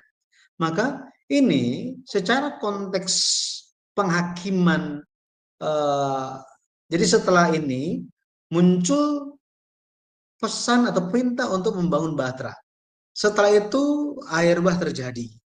Maka 120 tahun ini bisa kita pahami sebagai waktu yang tersisa sampai Nuh umur 600 tahun. Apa yang terjadi waktu umur Nuh 600 tahun? Air bah terjadi. Kejadian 7 ayatnya yang ke-6, ayat yang ke-11 bicara mengenai hal itu, bahwa air bah itu terjadi ketika Nuh umur 600 tahun. Maka 600 tahun itu dikurang 120 tahun. Artinya sejak umur Nuh 480 tahun sampai dia umur 600 tahun, kesempatan untuk berbalik itu diberikan. Kesempatan untuk berbalik itu diberikan. Khususnya, karena sudah di sini, khususnya kakek dari Nuh namanya Metusala. Metusala arti namanya ketika dia mati akhir dikirim. Ketika dia mati akhir dikirim. Nah, luar biasanya di tahun Metusala itu mati, air bah terjadi. Waktu umur Nuh 600 tahun, Metusala kakek dia itu umurnya 969 tahun. 699 tahun. Di waktu itu, di tahun itu, air bah terjadi. Sehingga kita bisa pahami begini. Ketika umur Nuh 480 tahun dan Metusala berumur 849 tahun, ini adalah 120 tahun sebelum air bah terjadi. Sebelum air bah terjadi. Sehingga ini merupakan masa waktu akhir, kesempatan. Ini kalau di handphone itu namanya grace period. Sebelum mati total itu handphone. Gitu ya, nomor teleponnya. Ini merupakan masa terakhir untuk manusia berbalik. Ini kita bisa lihat dari sisi yang seperti ini juga. Gitu ya. Nah, maknanya bagi kita apa? Betul ya? Maknanya bagi kita apa? Di hari-hari akhir, Rasul Petrus, Rasul Yohanes, mereka berbicara bahwa antikristus akan datang dan akan berbicara tentang hal yang sama. Katanya Tuhan akan datang, akan datang, akan datang. Tetap mana? Dunia tetap sama dari dulu sampai sekarang. Tetap sama, nggak ada yang berubah sejak dunia dijadikan. Nggak ada yang berubah. Tuhan mau datang, Tuhan mau datang. Itu cuma apa? Cuma bualan orang Kristen doang. Tetapi Tuhan pasti datang. Tuhan pasti datang. Bagi mereka yang memperhatikan, maka akan melihat waktunya sudah dekat. Bagi mereka yang tidak memperhatikan, oh itu nanti masih lama. Gitu ya. Tetapi ada waktu yang telah Tuhan tentukan. Waktu akhir itu. Ya. Waktu segala sesuatunya dihakimi, segala sesuatunya selesai. Waktu ketika Yesus datang kembali. Semua ada waktunya. Hal ini juga digambarkan lewat tahun usia terpanjang di dunia. Rekor manusia terpanjang, yang hidup terpanjang di dunia, itu adalah siapa? Metusala. Betul ya? Metusala. Dia adalah manusia yang hidup paling panjang di bumi ini. Sampai 969 tahun. 969 tahun. Tetapi di hari dia mati, terjadi seperti arti namanya. Ketika dia mati, ketika anak ini mati, akhir atau penghakiman dikirim. Metusala, bahasa Ibrani. Nah ini memberikan makna kepada kita. Ketika kita melihat tahun-tahun di dalam Alkitab, khususnya kitab Kejadian, ini umurnya panjang-panjang, ya panjang-panjang. Buat apa panjang-panjang? Kita bisa melihat bahwa mereka hidupnya hampir 1000 tahun. Itu untuk memastikan pewarisan iman itu sudah terjadi. Untuk memastikan. Di sisi yang lain, kesempatan untuk menerima banyak Ya, banyak kesaksian itu diberikan kepada mereka. Maksudnya apa? Banyak manusia waktu itu. Tetapi siapa yang mendengarkan firman? Keturunan Kain, mereka nggak mau mendengarkan firman. Yang menjadi permasalahan siapa? Keturunan-keturunan yang beriman, punya keluarga beriman sekalipun, tetapi meskipun mendengar firman Tuhan, mendengar cerita tentang penghakiman Tuhan, tentang janji Tuhan, tentang pemulihan dari Tuhan, tentang pertobatan, tentang beribadah, ada yang terima, ada yang tidak. Ternyata yang terima lebih sedikit dibanding yang menolak. Yang apa? Cuma lewat begitu saja. Makanya Yesus bilang apa? Jalan menuju kehidupan itu sempit dan sedikit orang yang melaluinya. Tetapi jalan menuju kebinasaan lebar dan banyak orang melalui jalan itu. Pada akhirnya siapa yang akan menjadi orang-orang yang berjalan di jalan yang sempit? Ya kan? Ini digambarkan kepada kita lewat umur-umur yang begitu panjang. Umur panjang itu ada berkatnya, itu adalah berkat. Di buku silsilah di kitab Kejadian di bagian akhir membahas tentang perbedaan antara garis keturunan Kain dan garis keturunan Set. Beda antara mereka salah satunya adalah pada garis keturunan Kain tidak dibahas mengenai umur mereka berapa, waktu dapat anak, hidupnya berapa lama, mati umur berapa. Tuhan tidak peduli. Tetapi Tuhan secara khusus memperhatikan keturunan Set. Sampai ratusan tahun, sampai 900-an tahun. Itu menunjukkan bahwa berkat hidup kekal, berkat panjang umur itu diberikan bagi orang yang beriman. Rahasia hidup kekal apa? Ya, rahasia hidup kekal itu apa? Ya, ini mungkin daripada itu saya langsung kutip aja ya. Saya langsung kutip aja untuk karena minta tentang resep hidup kekal kan ya. Nah, ini juga mungkin baik untuk kita semua.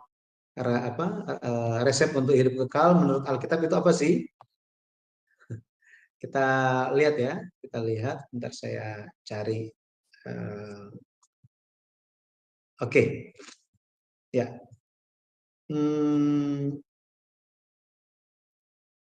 Sebentar saya share dulu. Jadi di buku silsilah di kitab Kejadian, halamannya yang ke-215 dicatat, gitu ya, dicatat tentang perbedaan catatan umur panjang dari garis keturunan Kain dan garis keturunan Set, ya. Nah, apakah rahasia di balik umur panjang mereka? Yang pertama, takut akan Allah. Takut akan Allah, ya. Alkitab banyak menjelaskan rahasia terbesar umur panjang itu adalah takut akan Allah. Ini ayat-ayatnya. Ulangan 4 ayat ini banyak sekali ayat-ayatnya ya. Amsal 10 ayat 7. Takut akan Tuhan memperpanjang umur, tetapi tahun-tahun orang fasik diperpendek. Gitu ya. Takut akan Allah bicara tentang apa? Mengenal Allah itu sebagai sosok yang harus ditakuti, harus dihormati tanpa dusta, harus dilayani dengan sepenuh hati. Gitu ya. Nah, kemudian yang kedua itu apa? Yang kedua resepnya untuk hidup kekal adalah menjauhkan diri dari dosa. Makanya bisa hidup panjang umur. Oke, hidup panjang umur. Yeremia kalau kita baca di situ, Yeremia 5, 23 sampai 25, dosa ini menghalangi pemberian yang baik dari Tuhan. Gitu ya. Makanya dikatakan ya. Saya kutip ya. Dari antara keturunan-keturunan dari garis keturunan Set, orang-orang yang menikmati umur panjang adalah mereka yang menjalani kehidupan dengan menjauhkan diri dari dosa sambil bertobat. Di dalam Alkitab, tokoh yang menikmati umur terpanjang adalah Metusalah. Umurnya 969 tahun. Berikutnya adalah Yared, generasi ke-6 dari Adam. yang mencapai umur 962 tahun. Kemudian Nuh, generasi ke-10 dari Adam, yang mencapai umur 950 tahun. Umur panjang mereka mengingatkan kembali tentang rupa asli manusia yang diciptakan sebagai makhluk yang hidup kekal dan tidak akan mati. Jadi Tuhan menciptakan manusia adalah untuk hidup selama-lamanya, bukan untuk mati. Ini. Itu yang kedua. Jadi yang pertama itu takut akan Tuhan, yang kedua itu menjauhi dosa. Yang ketiga, yang terakhir ini adalah menghormati orang tua. Menghormati orang tua. Nanti kalau ada yang membaca buku Sejarah Penebusan seri yang ke-7, membahas tentang poin hukum Taurat, 10 hukum, perintah yang ke-10 perintah yang ke-5, hormatilah ayahmu dan ibumu supaya lanjut umurmu di tanah yang diberikan Tuhan Allahmu kepadamu. Jadi menghormati orang tua, Alkitab katakan jika menghormati orang tua akan menikmati umur panjang. Ya, seperti ini. Ya. Tapi kemudian muncul pertanyaan. Di Kejadian pasal 11, kenapa itu jadi diperpendek umur-umurnya? Betul ya? Kenapa jadi diperpendek? Nah, itu nanti kita akan bahas. Ada hubungannya dengan dosa. Kita akan bahas itu mungkin 2 pertemuan sejak sekarang. Ya, semoga bisa membantu memperluas wawasan kita. Terima kasih. Ya, terima kasih Pak Pendeta, terima kasih Ibu Eni. Ya, baik. Masih adakah lagi yang ingin bertanya? Waktu sudah larut malam, saya rasa juga kita sudahkan dulu ya, karena Pendeta Yudi itu tadi habis ngajar. Jadi waktunya padat sekali. Jadi dia perlu istirahat juga ya. Jadi Bapak Ibu terima kasih untuk kehadirannya, untuk kita belajar. Tadi Bapak Ibu sudah melihat kan bagaimana pengajaran sejarah penebusan menyingkapkan hal yang baru yang kebanyakan orang mengira bahwa pembangunan Batra itu selama 100 tahun, 20 tahun, 120 tahun. Dan masih banyak lagi penyingkapan-penyingkapan lainnya.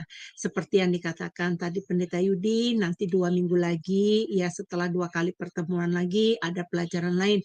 Anda akan melihat bagaimana waktu saya menerima pelajaran ini pertama sekali ya, saya banyak sekali mengucurkan air mata.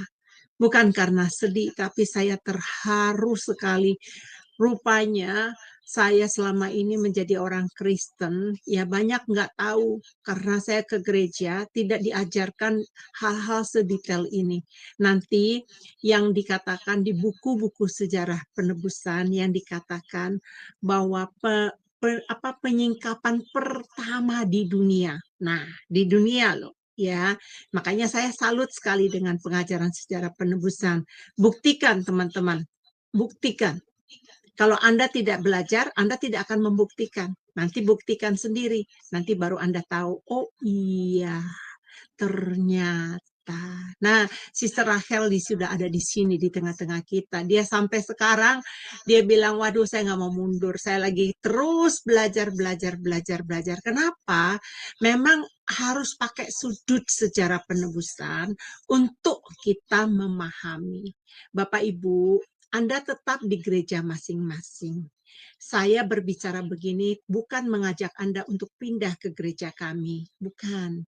Karena gereja kami bukan mencari anggota. Gereja kami hanya mau mencari orang yang tekun belajar firman. Anda tetap di gereja masing-masing, ikutin pelajaran ini dan bagikan ini kepada keluarga kalian. Karena sangat miris kalau kita tahu pengajaran Alkitab, kita tidak menceritakan kepada anak keturunan kita.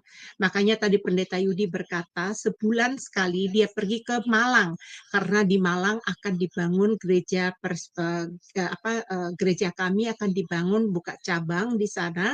Ya, di sana tuh banyak sekali jiwa-jiwa yang sudah tua-tua kan. Nah, makanya tadi Pendeta Yudi berkata kepada ibu-ibu, ayo ceritakan ini kepada keluarga kalian, ceritakan ini kepada anak-anak kalian, kepada cucu-cucu kalian gitu. Nah, kita juga demikian. Ceritakan. Kalau waktu kita menceritakan itu terpahat pengertian pengajaran firman Tuhan yang lebih mendalam. Baik Bapak Ibu, sampai ketemu lagi di minggu depan. Sebelumnya, mari kita menerima berkat dari Pendeta Yudi untuk merampung juga apa pelajaran yang hari ini kita dapat, dan kita serahkan kepada Pendeta Yudi untuk berdoa dan kita menerima berkat. Silakan Pak Pendeta. Baik, mari kita berdoa. Bapa di surga, terima kasih Engkau telah mencurahkan kasih-Mu kepada kami. Kami, lewat tuntunan Roh Kudus-Mu, kami bisa memahami silsilah di kitab Kejadian, khususnya Kejadian pasal 5, tentang pertobatan Adam, dan pertobatan itu, iman pertobatan, iman perjanjian, terus diwariskan.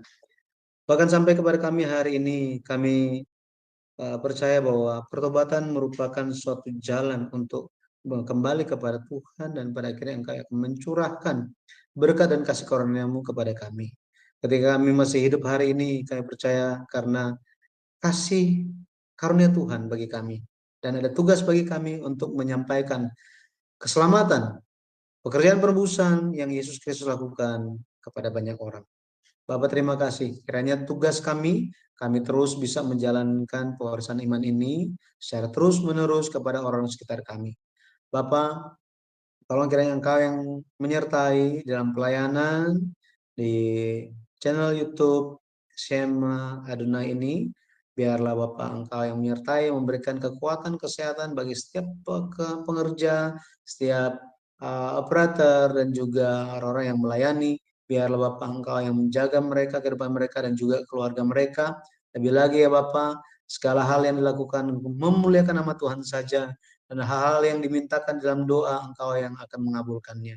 Bapak, kami juga berdoa, biarlah Engkau yang menyertai setiap peserta yang mengikuti pelajaran ini lewat Zoom ataupun lewat YouTube channel atau lewat live di medsos yang lainnya. Bapak kiranya Engkau yang mencurahkan kasih karunia-Mu sehingga kami semua bisa melihat suatu misi yang Engkau titipkan bagi kami, yaitu pengenalan akan Tuhan semakin memenuhi bumi seperti air laut menutupi lautan. Bagaimana kemuliaan Tuhan pada akhirnya akan memenuhi bumi. Bagaimana supaya banyak orang akan berbondong-bondong mencari pengajaran firman-Mu, dan Engkau yang akan mengajarkan kami semua tentang jalan-jalan. Terima kasih ya Bapak, terima kasih. Kami menyerahkan sisa hari ini semuanya di dalam tangan kasih-Mu. Sampai kami bertemu kembali, kiranya Bapak kasih karunia-Mu yang senantiasa menyertai kami. Dengan meninggikan nama Yesus Kristus yang kudus kami berdoa. Amin. Amin. Terima kasih. Terima kasih Bapak Pendeta. Baik, dari kami, dari Cum Shema Adonai, kami mengundurkan diri. Selamat malam buat teman-teman semua. Selamat beristirahat. Biar damai sejahtera Allah bersama selalu. Dan sampai ketemu di acara besok ya ke Cum Shema Adonai untuk bergabung bersama kami kembali karena ada pelajaran.